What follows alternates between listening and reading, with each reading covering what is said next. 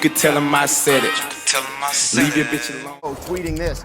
Brooklyn Nets GM Sean Marks is working with Kevin Durant and his business manager Rich Kleiman on finding a trade for the franchise star. Apparently Durant requested a trade from the Nets today, according to Woj. So obviously, I mean, this is going to dwarf anything that happens tonight in free agency. So I'll just, start with you, Wendy. What do you think? It's obviously surprising in the moment, the timing, but this has been coming for the rest of this week. It's been a topic of conversation amongst top NBA players for a few days, but you never know whether Durant's actually going to go through with it. It's such a major thing.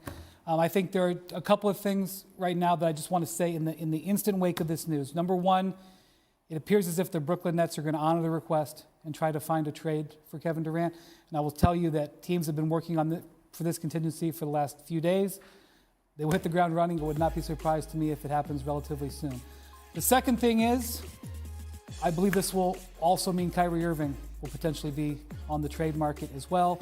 I believe that they will probably trade both of them. How that can be worked out and how that all play out.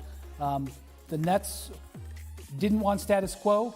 They're not going to have status quo. No. And I think we're going to see a pretty significant power balance. Kevin Durant is one of the top 3 or 4 players in the league.